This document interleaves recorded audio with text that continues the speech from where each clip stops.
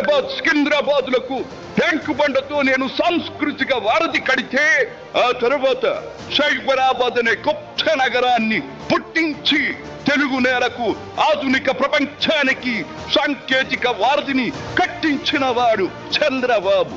లక్షల రూపాయల జీతం గురించి ఏమారైనా కలగన్నామా? దాన్ని సాధ్యం చేసింది నా తెలుగుదేశం ప్రభుత్వమే అని చెప్పడానికి నాకు గర్వకారణంగా ఉంది. డ్వాక్రా సంఘాలతో నా ఆడపడుచులు సాధించిన ఆర్థిక స్వాతంత్ర్యం చూసి నాకు సంతృప్తిగా ఉంది. గోదావరిని కృష్ణమ్మతో కలిపేది ఎప్పుడో పోలవరం తెలుగు వారికి దేవుడిచ్చిన వరంగా రూపొందే శుభదినం ఎప్పుడో అని ఆనాడు నేను పలవరించాను. పట్టి సీమతో ఒకటి నెరవేరింది. పోలవరం పూర్తితో మరొకటి ఇంకా 2 ఏళ్లలో నెరవేరబోతోంది. రెక్కలు ముక్కలు చేసుకున్న డొక్క సగం నిండని పేద ప్రజానీకారికి ఇంత ఆదరవు కల్పించడానికే ఆనాడు కిలో 2 రూపాయల బియ్యం పథకం పెట్టాను.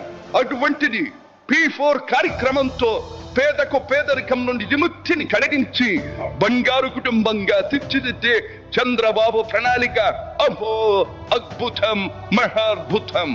శాతవాహన సామ్రాజ్యానికి ఒకప్పటి రాజధాని నగరంగా బాసిల్లిన అమరావతి పేరిట నేడు నిర్మాణం జరుపుకుంటున్న ఆంధ్రుల రాజధాని నగరం దేవేంద్రుడు సైతం అసూయ పడేలా, మయూరి సైతం అప్పుల పడేలా రూపుదిద్దుకోవాలని మనసారా దీవిస్తున్నాను.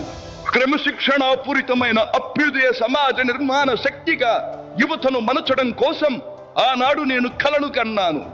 యువగణానికి ప్రాధాన్యమిచ్చి యువశక్తికి పదును పెట్టి నా కలను నేడు తీరుస్తున్నాడు నా మనవడు లోకేష్. అంతేకాదు, అధికారానికి సరైన నిర్వచనం మానవ సేవ అని ఆనాడు నేను పాటించిన నియమాన్ని నేడు గతంలో ఆచరించి పార్టీ కార్యకర్తకైనా సాధారణ పౌరుడికైనా అండగా నిలుస్తూ నా వారసత్వానికి వన్నెదిస్తున్నాడు లోకేష్.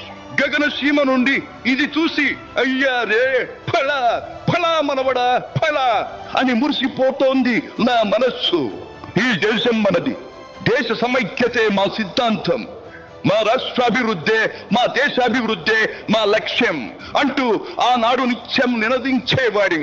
ఈనాటి వికసిత భారత్, వికసిత ఆంధ్రప్రదేశ్ గురించి వింటుంటే ఇదే కదా నేను కోరుకున్నది అనిపిస్తోంది. చివరిగా ఒక్క మాట, చెరుగు నేల నలు చెరుగుల పాడి పంటలతో పారిశ్రామిక వికాసంతో పరవశించాలని, తెలుగులాట ప్రతి ఇంట నిత్య వసంతాలు చెందాలని, ప్రజల కోసం అంకిత భావంతో ప్రభుత్వం చేస్తున్న కృషి ఫలితం కావాలని ఆకాంక్షిస్తున్నాను. సెలవు. సర్వే జన సుఖినో భవంతు.